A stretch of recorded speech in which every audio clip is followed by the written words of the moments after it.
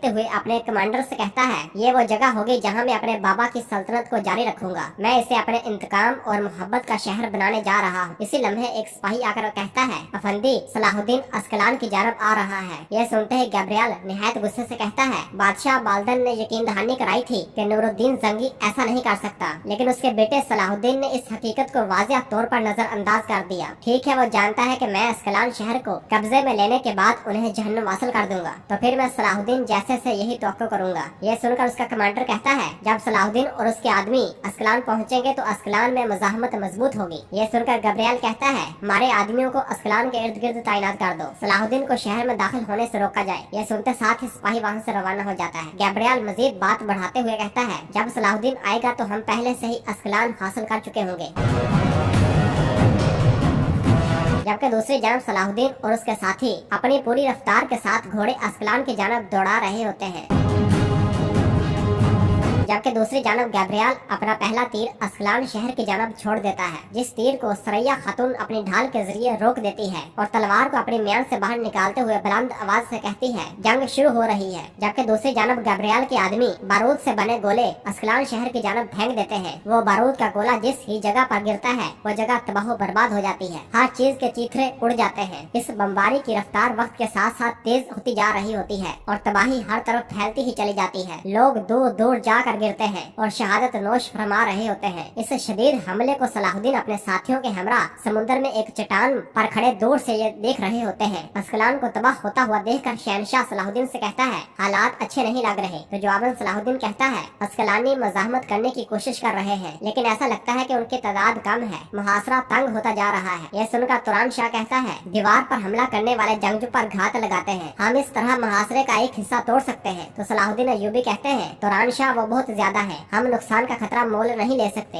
हम सिर्फ अस्कलान में दाखिल होने और दफा को मजबूत करने जा रहे हैं। जैसे ही अस्कलानी मज़ाहमत मजबूत होती जाएगी तो गब्रियल के आदमी कमजोर पड़ते जाएंगे। यह सुनकर उनका एक साथी कहता है, शहजादे आप ठीक कह रहे हैं, लेकिन हर तरफ मुहासरे हैं, हम अस्कलान में दाखिल होंगे तो कैसे होंगे। यह सुनकर सलाहुद्दीन अय्यूबी सोच में पड़ जाते हैं।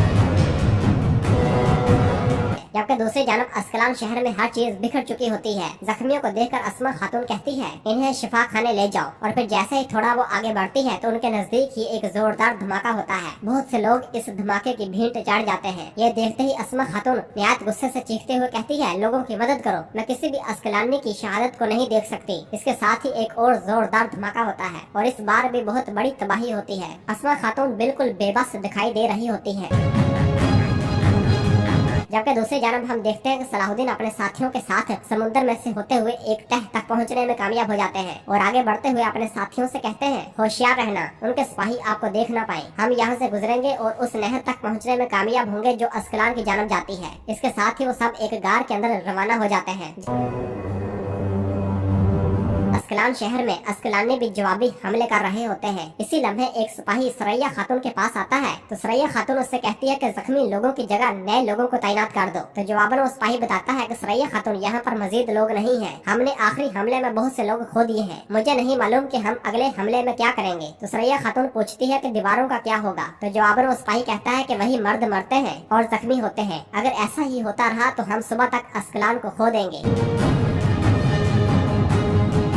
जबकि इधर सलाहुद्दीन और उसके साथी खुफिया रास्ते से होते हुए अस्कलान शहर के करीब पहुंच जाते हैं। तो अहमद कहता है कि हम गैर सोचे समझे यहाँ पर आए, शायद ये दुश्मन का जाल हो। यह सुनकर उसका साथी कहता है, चलो भाई, तुम मैदान जंग में नहीं मरोगे, बल्कि तुम परेशान हो कर मर जाओगे। सलाहुद्दीन और उसके साथी शदीद खतरा मोल लेते हुए आगे ही बढ़ते चले जाते हैं और शदीद मुश्किलात का सामना करते हुए जैसे ही सलाहुद्दीन अय्यूबी अस्कलान शहर में अपना कदम रखते हैं, सरैया खातून की तलवार उनके गले पर होती है और वो कहती है कि हरकत न करना। इसके साथ ही वो दोनों एक दूसरे को गौर से देखने लग जाते हैं और सलाहुद्दीन उसे पहचानते हुए उस लम्हे को याद करते हैं जब सरैया खातून को बचाते हुए सलाहुद्दीन अय्यूबी ने उनसे पूछा था, तुम कौन हो, लेकिन सरैया खातून ने कोई जवाब नहीं दिया था। और यहाँ पर सलाहुद्दीन अय्यूबी उन्हें उनकी आंखों से पहचाने जाते हैं। इस ख्याल के साथ ही सरैया खातून उनसे पूछती है, तुम कौन हो और यहाँ पर चुपके से क्यों आए हो, तुम्हारा इरादा क्या है। तो जवाब सलाहुद्दीन अय्यूबी कहते हैं, हम यहाँ पर मदद के लिए आए। तो सरैया खातून पूछती है, आप कौन है और हमारी मदद क्यों करना चाहते हैं। इस पर सलाहुद्दीन अय्यूबी कहते हैं, मैं सुल्तान नूरुद्दीन जंगी का बेटा सलाहुद्दीन हूँ। ये सुनते ही सरैया खातून चौंक जाती है।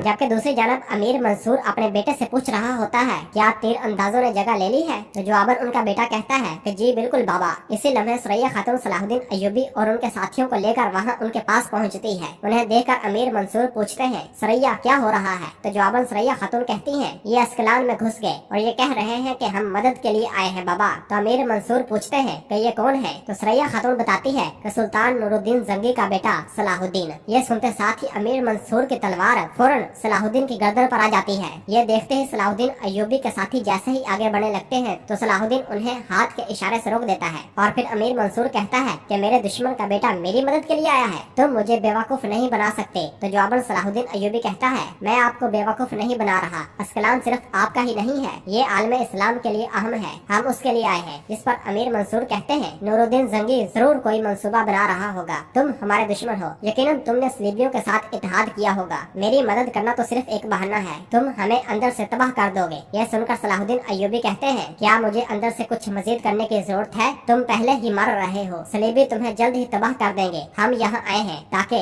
तुम जिंदा रहो और अस्कलान को सलीबियों से बचा सको। और फिर अमीर मंसूर पूछता है कि नूरुद्दीन जंगी का मकसद क्या है? क्या उसे लगता है कि अस्कलान शहर बच जाने के बाद हम उसकी कोई बात मान लेंगे, इसलिए वो मदद करना चाहता है? तो जवाबन सलाहुद्दीन अय्यूबी कहते हैं, हम जब सही काम करना चाहते हैं तो कोई भी मनसूबाबंदी नहीं करते, हम सिर्फ और सिर्फ अस्कलान को दुश्मन से बचाना चाहते हैं, फिर तुम जिसकी चाहो अताअत कर सकते हो, या तो हम मिलकर अस्कलान को बचाएंगे या फिर आपकी जिद और अना अस्कलान को तबाह कर देगी। यह सब सुनकर सुरैया खातून अपने बाबा से कहती है, बाबा देखते हैं कि ये कैसे मदद करते हैं, देखते हैं कि हमारे दुश्मन हमारी मदद करेंगे या हमें नुकसान पहुंचाएंगे। इस पर सुरैया का भाई कहता है कि बहन ठीक कह रही है बाबा, हमें एक एक मर्द की जरूरत है, बाकी ये सरहदों के गाजी है, हर एक 3 सुरमाओं पर भारी है। यह सब सुनकर अमीर मंसूर उन सब को गौर से देखने लग जाता है। जबकि बाहर गैब्रियल अस्कलान की जानब बढ़ते हुए अपने साथियों के हमरा मंसूबाबंदी कर रहा होता है तो कमांडर बताता है कि अस्कलान के इर्द गिर्द मौजूद हमारे आदमियों का कहना है कि उन्होंने सलाहुद्दीन अय्यूबी को नहीं देखा, मुहासरा देखने के बाद उसने हार मान ली होगी। जवाबन गैब्रियल कहता है कि उन बेवकूफों को वापस बुलाओ, सलाहुद्दीन पहले से ही अस्कलान पहुँच चुका है। इस पर उसका आदमी कहता है कि नूरुद्दीन जंगी ने अपने आदमी नहीं भेजे, सलाहुद्दीन सिर्फ अपने आदमियों के साथ आया है, वो इतने कम आदमियों के साथ क्या कर सकता है? यह सुनकर गैब्रियल कहता है, इससे कोई फर्क नहीं पड़ता कि कितने हैं, सलाहुद्दीन यहाँ पर किसी मंसूबे के साथ आया होगा लेकिन वो कामयाब नहीं हो सकेगा। और इसके बाद वो शतरंज की चाल चलने के बाद कहता है, हम बड़ा हमला कर रहे हैं, तमाम सुरमाओं को तैयार करो, सलाहुद्दीन ने हमें उकसाया, हम उसे मात देंगे।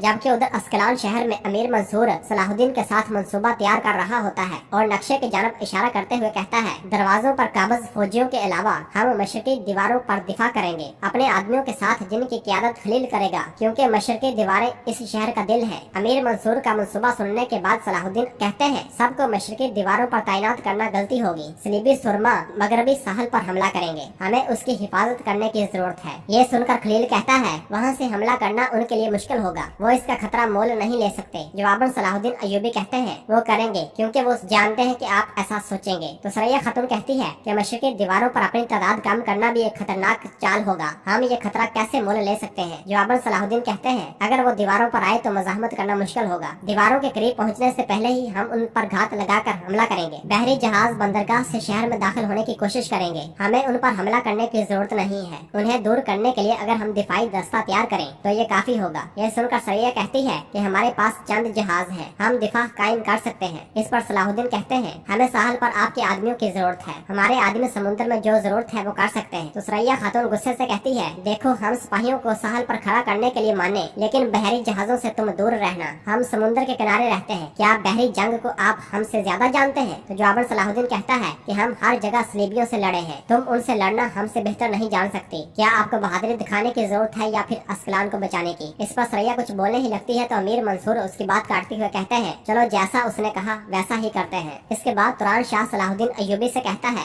अगर साहल पर घात लगाना जरूरी है तो आप अपने साथी के साथ वहाँ जाएं, मलिक हजरत, मैं समुद्र में दिफा की कमान करूंगा। तो जवाबन सलाहुद्दीन अय्यूबी कहते हैं, तुम अकेले नहीं जा सकते, शहनशाह को अपने साथ लेकर चलो, दिफा में कभी खलल न डालना तुरान शाह, चाहे कुछ भी हो जाए अपनी जगह मत छोड़ना। इसके साथ ही सलाहुद्दीन अय्यूबी अपने साथियों के साथ वहाँ से रवाना हो जाता है। और फिर इसके बाद अस्मा खातून अमीर मंसूर के पास आकर कहती है, हमारी जिल्लत देखो भाई, जब हम अस्कलान को दुश्मन से बचाने की कोशिश कर रहे थे उस वक्त आपने दूसरे दुश्मनों को साथ रख लिया। आप सब कुछ वही कर रहे हैं जो जंगी का बेटा कह रहा है। अगर उनकी वजह से हमें कुछ हो गया तो मैं उसे दोनों जहानों में माफ नहीं करूंगी। ये कहते साथ ही अस्मा खातून वहाँ से रवाना हो जाती है।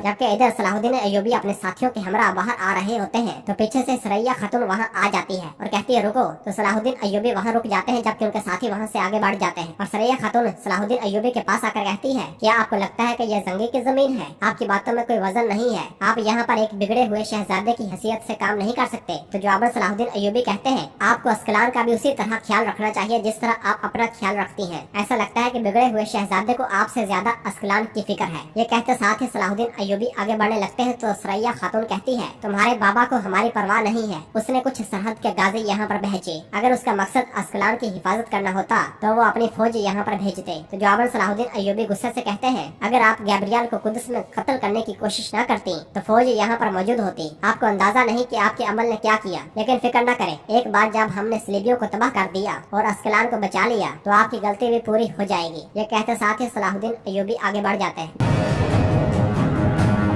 जबकि बाहर समुद्र में छोटे बहरी जहाजों को अपने सामने आते हुए देखकर गैब्रियल का कमांडर कहता है, अफंदी उनके बहरी जहाज नजर आ रहे हैं। इस पर गैब्रियल कहता है, तो इसका मतलब है कि वो समुद्र पर अपना दिफा कायम करने की कोशिश कर रहे हैं। सुरमाओं को कहो कि अपने हथियार निकाल लें और मेरे इशारे का इंतजार करें। इसके साथ ही सलेबियों की जानब से स्याह झंडा लहराया जाता है और इसके साथ ही सलेबी तीर अंदाज तमाम तैयार हो जाते हैं। गैब्रियल का इशारा मिलते ही तीर अंदाज अपने तीरों की बरसात बहरी जहाजों की जानब कर देते हैं, मगर शहनशाह और उनके साथी तीरों को अपनी जानब आता हुआ देख कर अपने इत्तेफाक कायम कर लेते हैं और सलेबियों के बहुत सारे तीर उनकी ढालों पर आकर गिरते हैं। मुसलसल तीर अंदाजे देकर शहनशाह चलाते हुए कहता है, अपने तीरों को आग लगाओ। यह सुनते साथ ही उसके सिपाही अपने तीरों को आग लगाकर सलेबियों की जानब फेंक देते हैं।